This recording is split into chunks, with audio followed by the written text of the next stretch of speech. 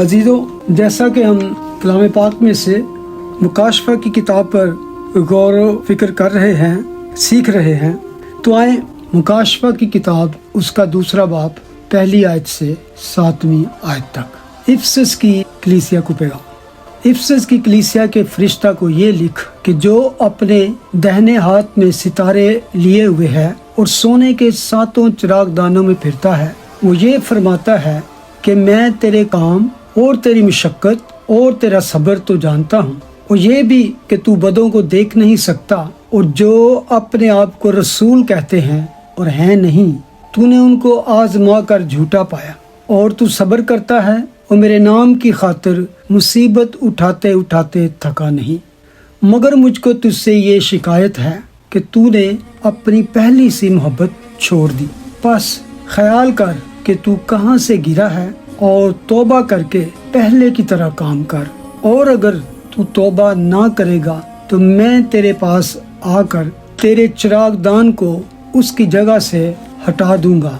अलबत्ता तुझ में ये बात तो है कि तू नेकियों के कामों से नफरत रखता है, जिनसे मैं भी नफरत रखता हूँ। जिसके कान हो वो सुने कि रूह कलीसियाओं से क्या फरमाता है। जो गालिब आए मैं उसे उस जिंदगी के दरख्त में से जो खुदा के फिरदौस में है फल खाने को दूंगा। पाक कलाम के पढ़ने और सुनने और उस पर अमल करने वाले मुबारक हो, आमीन। इफसस की कलीसिया, इसके बारे में जैसे मैंने थोड़ा सा आपको लास्ट टाइम बताया था कि this was the greatest city after Rome. Let me just tell you 7 facts of this city. वो क्या थे? इफसस तकरीबन 55 AD में वो शहर था जहां पौलुस रसूल ने 3 साल तक अपने सबसे ज्यादा नतीजा खेज मुनादी का तजर्बा किया। दूसरा, इफसस वो जगह है जहां पौलुस के बाद थिमिथियस तिखुस उसका पादरी बना, और वहीं यूहन्ना रसूल जब 70 AD में रोमन्स ने यरूशलेम को बर्बाद कर दिया, तबाह कर दिया, तो वो फिर वहां से यहाँ ट्रांसफर हो गया। तो यहाँ पर ही यूहन्ना रसूल ने अपने दूसरे और तीसरे दोनों खत लिखे। तीसरा, इफसस वो पहला और सबसे मजबूत चर्च था जो तुर्की के जदीद दौर के शहर इस्तांबुल से 250 माइल के जनूब में एक बंदरगाही शहर में वाक़या था। उस वक्त उस शहर की आबादी, इफसस की आबादी तकरीबन 225,000 थी, यानी कि तकरीबन 2.5 लाख की कह सके। और जब उसने इफसस को छोड़ने का ख्याल किया, अलविदाई तकरीब की, तो वहाँ हर एक चर्च का जो फर्द था से लिपट कर रोए, इतना वो प्यार करते थे। छठी बात, इफसस में डियाना का मंदिर, जिसे इर्तमस देवी भी कहते हैं, दुनिया के 7 अजायब में से एक था। उसको जरखेजी की या फजाइश की देवी के तौर पर उसकी पूजा की जाती। इफसस इस वक्त की मशहूर लाइब्रेरी सेल्सियस का घर था, यानी कि सबसे बड़ी लाइब्रेरी थी। बड़े बड़े फिलोसफर और बड़ी बड़ी मशहूर किताबें थी, जिनमें तकरीबन 40,000 तुमार और बड़े कीमती वहाँ पे पार्चमेंट थे। और वहाँ पर ये सारी जो खुफिया अलूम और तरह के जादूगर, यूनानी इल्म के बारे में, इस वजह से लोग वहाँ पे जाते थे। यानी कि इस तरह की ये खास बातें थी इस शहर में, और आर्कियोलॉजिस्ट इसको साबित कर चुके हैं कि that is not just a story, एक हकीकी बात है कि जिन 7 चर्चों का यहाँ पे जिक्र है, वहाँ पे हकीकी चर्च थे। आज भी जाकर अगर आप देखें तो उनके खंडरात वहाँ पे मौजूद हैं। बहुत से लोग वहाँ पर जाके आ भी चुके हैं। यूट्यूब पे इतनी वीडियोस मौजूद है, वहाँ पे ये सारी सबूत आपको मिलेंगे। तो अजीजों, इफसस की कलीसिया से ही अगर आप देखें, इसका आगाज किस तरह हुआ, इस कलीसिया को किसने वहाँ पे कायम किया, इसकी तामीर क्या थी। इसलिए मैं इस पे थोड़ा जोर दे रहा हूँ कि इफसस की कलीसिया वाज द बेस, फाउंडेशन, जहाँ से बाकी कलीसियाँ फैली और दूसरे शहरों में कलीसियाँ कायम की गई। ये कलीसिया जो थी, इसका आगाज पौलुस रसूल इसका मेन पायनियर या फाउंडर कह सकते हैं। लेकिन इसके साथ जिन लोगों का जिक्र आता है वो एक कपल है जिसका अमाल की किताब जिक्र आता है। 18वें बाब में पहली 2 आयत में लिखा है, इन बातों के बाद पौलुस अथीने से रवाना होकर कुरिन्थुस में आया और वहाँ उसको अकुला नाम एक यहूदी मिला जो पेंतुस की पैदाइश था और अपनी बीवी परसिकला समेत तालिया से नया नया आया था, क्योंकि क्लोदिस ने हुक्म दिया था कि सब यहूदी रोमा से निकल जाए। बस वो उनके पास गया और चूंकि उनका हम पेशा था उनके साथ रहा और वो काम करने लगे। उनका पेशा खैमादोजी था और वो हर सबत को इबादत खाना में बहस करता, यहूदियों यूनानियों को कायल करता था। अब ये अकूला और परसिकला और ये यहूदी थे, इनको साथ उसकी मुलाकात होती है।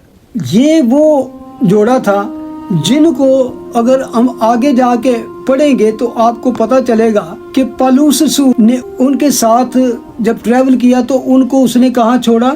वर्ष 18 में लिखा है, बस पौलुस बहुत दिन वहाँ रहकर भाइयों से रुखसत हुआ और चूंकि उसने मिन्नत मानी थी इसलिए कंखरिया में सर मुंडाया और जहाज पर सूरिया को रवाना हुआ और परसिकला और अकूला उसके साथ थे। 19वीं आयत। और इफसस में पहुंचकर उसने उन्हें वहां छोड़ा और आप इबादत खाना में जाकर यहूदियों से बहस करने लगा। यानी कि अब हम पहला जिक्र पढ़ते हैं इफसस का यहाँ पर, कि यहाँ पर इफसस में पौलुस किन के साथ वो आया, परसिकला और अकूला, ये यहूदी कपल था और इफसस में पहुंचकर उसने वहां उन्हें छोड़ा और आप इबादत खाना में जाकर यहूदियों से बहस करने लगा। जब उन्होंने उससे दरख्वास्त की कि और कुछ अरसा हमारे साथ रहे तो उसने मंजूर न किया, बल्कि ये कहकर उनसे रुखसत हुआ कि अगर खुदा ने चाहा तो तुम्हारे पास फिर आऊँगा, और इफसस से जहाज़ पर रवाना हुआ। अच्छा, अब यहाँ हमें पता चलता है कि इफसस में किस तरह वो पहुँचे और वहाँ पर क्या हुआ। इसके बाद जब पौलुस रसूल वहाँ से चला जाता है तो हम आगे जाके 24वीं आयत में एक और बड़े ही ज़बरदस्त शख्स का जिक्र पढ़ते हैं और वो भी यहूदी था। इफसस की कलीसिया का आगाज और बुनियाद यहूदी लोगों ने रखी। वर्स 24 में लिखा है, फिर अपुल्लोस नाम एक यहूदी अस्कंदरिया की पैदाइश, खुश तकरीर और किताब मुकद्दस का माहिर इफसस में पहुंचा। इस शख्स ने खुदावंद की राह की तालीम पाई थी और रूहानी जोश से कलाम करता और यीशु की बाबत सही सही तालीम देता था, मगर सिर्फ यूहन्ना ही के बपतिस्मा से वाकिफ था। वो इबादत खाना में दिलेरी से बोलने लगा, मगर परसिकला और अकूला उसकी बातें सुनकर उसे अपने घर ले गए। उसको खुदा की राह और ज्यादा सहज से बताई। आखिरी वर्ष लिखा है, क्योंकि वो किताब मुकद्दस से यीशु का मसीह होना साबित करके बड़े जोर शोर से यहूदियों को अलानिया कायल करता था। एक ये कपल और फिर अपुल्लोस जो किताब मुकद्दस का माहिर था, यानी कि वेरी लर्न, और यहूदियों को पुराने अहदनामे से दलाइल दे देकर साबित करता था, उनको कायल करता था। अगर हम अगले चैप्टर में चले जाएं तो फिर हमें पौलुस रसूल का जिक्र मिलता है कि वो इफसस में आता है। लिखा है, और जब अपुल्लोस कुरिन्थस में था तो ऐसा हुआ कि पौलुस ऊपर के इलाका से गुजरकर इफसस में आया। अब ये सही टाइम है जब पौलुस रसूल इफसस के इलाका में आया तो वहाँ उसने एक बड़ी ही मजबूत और सही डॉक्ट्रिनल कलीसिया कायम की। अब यहाँ पर उसका जो क़याम था वो लंबा क़याम था। थोड़ा सा मैं इसको पढ़ता हूँ आपके साथ। ये बड़ा ज़रूरी है कि आपको इसकी बैकग्राउंड के बारे में पता चल जाए तो खत को समझने में आपको आसानी होगी। जब वो वहाँ पर पहुँचा तो लिखा है, वो इफसस में आया और कई शागिर्दों को देखकर उनसे कहा, क्या तुमने ईमान लाते वक्त रूह कुदस पाया? उन्होंने उससे कहा, हमने तो सुना भी नहीं कि रूह कुदस नाज़िल हुआ है। उसने कहा, बस तुमने किसका बपतिस्मा लिया? उन्होंने कहा, यूहन्ना का बपतिस्मा। तो इससे पता चलता है कि वहाँ पर जो इफसस में शागिर्द और दूसरे भाई थे वो कौन थे? यूहन्ना के शागिर्द थे जो मसीह पर ईमान ले आए थे। लेकिन पौलुस ने कहा, यूहन्ना ने लोगों को ये कहकर तौबा का बपतिस्मा दिया कि जो मेरे पीछे आने वाला है उस पर, यानी यीशु पर ईमान लाना। उन्होंने ये सुनकर खुदा ने यीशु के नाम का बपतिस्मा लिया। जब पौलुस ने उन पर हाथ रखे तो रूह कुदस उन पर नाज़िल हुआ और वो तरह तरह की जुबानें बोलने और नबूवत करने लगे, और वो सब तखमीनन 12 आदमी थे। फिर वो इबादत खाना में जाकर 3 महीने तक दिलेरी से बोलता रहा और खुदा की बादशाही की बाबत बहस करता, लोगों को कायल करता। लेकिन जब बाज सख्त दिल नाफरमान हो गए बल्कि लोगों के सामने इस तरीक को बुरा कहने लगे तो उसने उनसे किनारा करके शागिर्दों को अलग कर लिया। आगे सुने, और हर रोज तुरन्नुस के मदरसा में बहस किया करता था। 2 बरस तक यही होता रहा। यानी یہ ایک سکول تھا، وہاں پر بہت سارے لوگ جمع ہوتے تھے اور وہاں وہ تعلیم بھی دیا کرتا تھا۔ 2 برس تک وہاں وہ کلام کی منادی کرتا رہا، ڈیبیٹ کرتا رہا۔ اتنا زبردست اس کی باتیں تھیں، منادی تھی، ڈیبیٹ تھی، تعلیم تھی کہ لکھا ہے یہاں تک کہ آسیا کے رہنے والوں، کیا یہودی کیا یونانی، سب نے خداوند کا کلام سنا۔ اور نہ صرف تعلیم اور غیر زبانیں اور یہ ڈیبیٹنگ، بلکہ لکھا ہے اور خدا پلوس کے ہاتھوں سے خاص معجزے دکھاتا تھا، یہاں تک کہ رومال اور پٹکے اس کے بدن سے چھو کر بیماروں پر ڈالے جاتے تھے اور ان کی بیماریاں جاتی رہتی تھی اور بری روحیں ان میں سے نکل جاتی تھی۔ مگر بعض یہودیوں نے جو جھاڑ پھونک کرتے پھرتے تھے یہ اختیار کیا، یعنی کہ انہوں نے نقل کرنے کی کوشش کی، تو پھر ان کا جو حال ہوا، بری روح نے پھر ان کو صحیح ان کی انسلٹ کی اور وہ پھر وہاں سے بھاگے، اور اس بات سے بھی خداوند کے نام کو جلال ملا۔ اور ورس 17 میں لکھا، اور یہ بات افسس کے سب رہنے والے یہودیوں اور یونانیوں کو معلوم ہو گئی، پس سب پر خوف چھا گیا اور خداوند یسوع کے نام کی بزرگی ہوئی، یعنی کہ وہاں بڑائی ہوتی گئی۔ اور لکھا، اور جو ایمان لائے تھے ان میں بتیروں نے آ کر اپنے اپنے کاموں کا اقرار کیا اور اظہار کیا، اور بہت سے جادوگروں نے اپنی اپنی کتابیں اکٹھی کر کے سب لوگوں کے سامنے جلا دیں، اور جب ان کی قیمت کا حساب ہوا تو 50,000 روپے نکلی۔ جس چیز کا 50,000 روپے لکھا ہے، یہ انگلش میں جائیں وہاں لکھا ہے یہ 50,000 سلور کوئنز، یعنی چاندی کے سکے تھے، یعنی اس کی قیمت آج کے حساب سے بہت زیادہ تھی۔ امیزنگ۔ اسی طرح خداوند کا کلام زور پکڑ کر پھیلتا اور غالب ہوتا گیا۔ تو یہ بیس وہاں پہ کلیسیا قائم کرنے کی، جس میں ایک زبردست یہودی کپل تھا اور Apollos wonderful man of God, جو نہ صرف کتاب مقدس کا ماہر پہ، بعد میں اس نے یسوع کے راہ کی تعلیم پائی، تو پھر وہ اور زیادہ قوت سے بھر گیا اور بہت زبردست طریقے سے اس ایریا میں خدا کے کلام کی منادی کرتا۔ تو یہ وہاں پر آغاز تھا، اس طرح سے یہ بیس بنی۔ تو عزیزو، ہم کلام کی طرف چلتے ہیں۔ بے شک یہ سارا کلام، یہ سارا اناجیل کی تعلیم میرے اور آپ کے لیے بلکہ پوری دنیا کے لیے ہے، کیونکہ کلام مقدس میں ہم پڑھتے ہیں کہ خدا نے دنیا سے ایسی محبت رکھی کہ اس نے اپنا اکلوتا بیٹا بخش دیا، تاکہ جو کوئی اس پر ایمان لائے ہلاک نہ ہو بلکہ ہمیشہ کی زندگی پائے۔ لیکن اس مکاشفہ کی کتاب میں اور ان ساری باتوں میں کیا بڑا ڈفرنس ہے۔ یہ کتاب خاص طور سے اس کا سٹارٹ ہی کس سے ہوتا ہے؟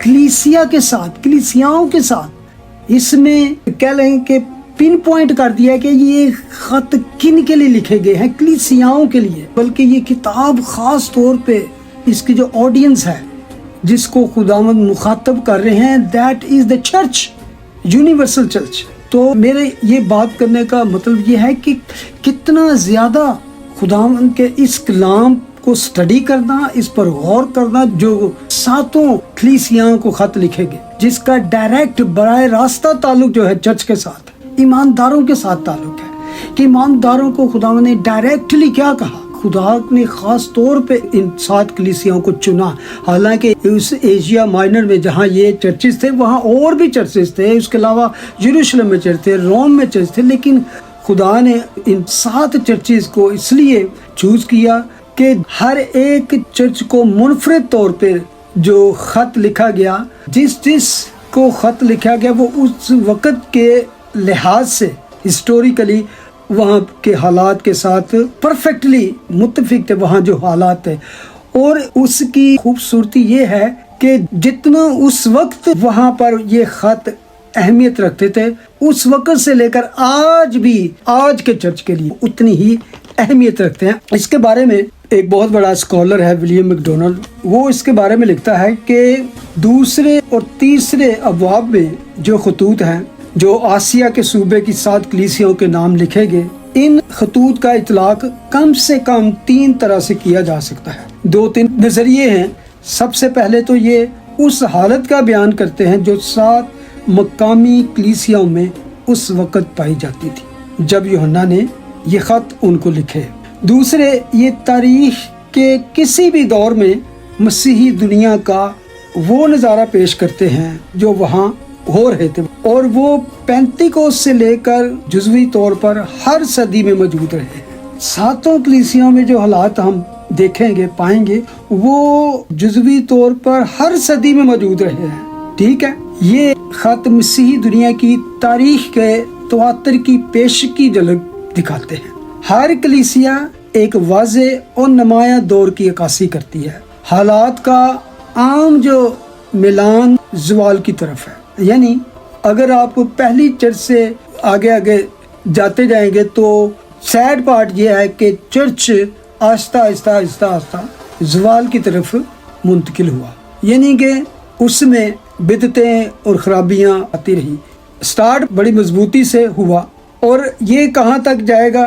اینڈ تک جائے گا جب خداوند ہمیں لینے کے لیے آئیں گے۔ تیسرا نقطہ نظر جو کہتا ہے وہ کہتے ہیں کہ کلیسیا کی جو تاریخ ہیں ان میں جن دور کا ذکر کیا گیا ہے کہ ہر چرچ ایک دور کو پیش کرتے ہیں، تو اس میں کہتے ہیں جو افسس کی کلیسیا ہے وہ پہلی صدی کی کلیسیا ہے جو پینتیکوس سے سٹارٹ ہوئی۔ عام طور پر یہ قابل تعریف کلیسیا تھی، مگر کیا ہوا، اس میں بھی محبت کا فقدان شروع ہو گیا۔ اس کے بعد پہلی صدی سے چوتھی صدی تک سمرنا کی کلیسیا جو تھی، یہ کلیسیا رومی شہنشاہ کے ہاتھوں ظلم و ستم برداشت کرتی رہی، اسی لیے اس کو اذیت رسیدہ کلیسیا بھی کہیں۔ تیسری کلیسیا پرگمن کی کلیسیا جو چوتھی اور پانچویں صدی کے دوران قسطنطین کے زیر سرپرستی مسیحیت کو سرکاری مذہب مانا جا، یعنی کہ قسطنطین کے دور میں مسیحیت کو ایک سرکاری مذہب کے طور پر مانا جانے لگا، یعنی کہ جو پرسیکیوشن اور اذیتیں تھی وہ چرچ پر ختم ہو گئی۔ پھر چرچ کو تھوڑا سکون ہو گیا تو پھر اس میں آہستہ آہستہ دوسری چیزیں صلاحیت کرنی شروع ہو گئی۔ چوتھی جو تھی تھواتیرا کی کلیسیا، چھٹی سے 15ویں صدی تک ویسٹ میں جو کرسچن دنیا تھی، مغربی مسیحی دنیا میں رومن کیتھولک کلیسیا کا توتی بولتا رہا، تقریباً 1000 سال تک کہہ سکتے ہیں، یعنی کہ وہاں رومن کیتھولک کلیسیا کا راج رہا۔ پھر پروٹسٹنٹ تحریک کا آغاز ہوا تو اس نے پھر رومن چرچ کو جھنجھوڑا۔ دوسری طرف مشرق میں آرتھوڈکس کلیسیا کا راج تھا۔ پانچویں جو سردیس کی کلیسیا کے 16ویں اور 17ویں صدی جسے کہتے ہیں پروٹسٹنٹ کلیسیا کی تحریک کا دور ہے۔ اس تحریک کی روشنی بھی بہت جلد باندھ پڑ گئی، لیکن چھٹی کلیسیا جو ہے فلدلفیا 18ویں اور 19ویں صدی کے دوران کئی دفعہ زبردست بیداری اور بحالی آئی اور بڑی بڑی مشنری تحریکیں چلی جس نے پوری دنیا میں خدا کے کلام کو پھیلایا، یعنی کہ بڑا بیداری کا زبردست دور۔ تو 7ویں جو ہے لودیکیا کی کلیسیا، یہ آخری دنوں کی کلیسیا کی تصویر ہے جو نیم گرن اور بگشتہ ہے۔ یہ آزاد خیالی اور مختلف مسیحی فرقوں کے اتحاد والی کلیسیا ہے، یعنی کہ جس دور میں ہم رہ رہے ہیں اور یہ دور چلے گا کہاں تک؟ جب تک ریپچر ہوگا۔ اور اب ہم آتے ہیں تو یہ جتنے بھی خط لکھے گئے ان کا جو سٹائل ہے لکھنے کا، ہر کلیسیا کو جو خط لکھا گیا اس کا تقریباً ایک جیسا ہی سٹائل ہے۔ اس میں ہر خط کے آغاز میں کسی انفرادی کلیسیا کو جب مخاطب کیا گیا ہے تو ہر خط کے آغاز میں خداوند یسوع مسیح کے ایسے کردار کو پیش کیا گیا ہے جو خاص طور سے اس کلیسیا کے حسب حال ہے، یعنی کہ سب سے پہلے اس کلیسیا کے لوکیشن بتائی گئی ہے اور اس کا نام کیا ہے۔ لوکیشن کیا ہے؟ افسس کی کلیسیا، ٹھیک ہے۔ اس کے بعد بھیجنے والے کا اپنا تعارف اور اس کی خصوصیات، اس کے کردار کی خاص ایسی بات اس کلیسیا کو کہی گئی ہے جو اس کلیسیا کے حسب حال ہے۔ اور اس کے بعد ہر کلیسیا کی جو اچھے کام ہیں اس کو پہلے بیان کیا گیا ہے، اس کی تعریف کی گئی ہے، اور اس تعریف میں سب سے پہلے جو الفاظ یوز کیے گئے ہیں وہ ہے میں تیرے کاموں کو جانتا ہوں۔ ہر ایک کلیسیا کے بارے میں میں جانتا ہوں، اس کا آغاز ایسے ہی ہوتا ہے۔ اس کی تعریف کی گئی ہے اور اس کے ساتھ اس کی حوصلہ افزائی بھی کی گئی ہے۔ اس کے بعد ان کی خرابیاں، ان کی نشاندہی کی گئی ہے اور اس کا عام طور پہ اس طرح سے سٹارٹ کیا گیا ہے، لیکن مجھے تجھ سے یہ شکایت ہے، یعنی کہ وہاں پہ کیا پرابلمز، کیا مسائل چل رہے ہیں اور ان کو ایک طرح سے ملامت کی گئی ہے، ریبیو کیا گیا ہے۔ اس کے بعد پانچویں بات جو کی گئی ہے، کلیسیا کی کہہ سکتے ہیں اصلاح اور صلاح دونوں بات کی گئی ہیں، یعنی کہ کیا کیا تجھ میں خرابیاں ہیں ان کی نشاندہی اور انسٹرکشنز دی گئی ہیں کہ ان کو کس طرح تو کریکٹ کر سکتا ہے، تنبیہ کی گئی ہے۔ پہلے بتایا کہ یہ تجھ میں خرابیاں ہیں، تو اس کے بعد اس کو تو نے کس طرح ٹھیک کرنا ہے، اس کی ریمیڈی بتا دیا کہ اب اس کا حل کیا ہے، اس کو تو حل کیسے کر سکتا ہے۔ پھر اس کے بعد چھٹی بات کی گئی ہے، اگر وہ غلطیاں ٹھیک کر لے ان پر غالب تو غالب آنے والوں کے لیے پھر ڈفرنٹ اجر کا وعدہ کیا گیا ہے۔ اور آخر میں ہر کلیسیا کو جو بات کی گئی ہے، جس سے اینڈ کیا گیا ہے، وہ ہے روح القدس کی آواز کو سننے کی تاکید کی گئی ہے۔ جس کے کان ہوں وہ سنے کہ روح کلیسیاں سے کیا فرماتا ہے۔ یعنی کہ ایک طرح سے یہ 7 خاص باتیں کی گئی ہیں، یعنی کہ یہ ہے ایک سٹرکچر، ایک ڈھانچہ کہ ساری کلیسیاں کو جو بات کی گئی ہے وہ کس طریقے سے کی گئی ہے۔ سوائے سمرنا اور فلدلفیا کی کلیسیا کے ساری کلیسیاں کو ریبیو کیا گیا، ملامت کی گئی ہے، سرزنش کی گئی ہے۔ اور پھر جیسے میں نے کہا ہر آخر میں کلیسیا کو خاص نصیحت کی گئی ہے کہ سنیں روح کلیسیاں سے کیا فرماتا ہے۔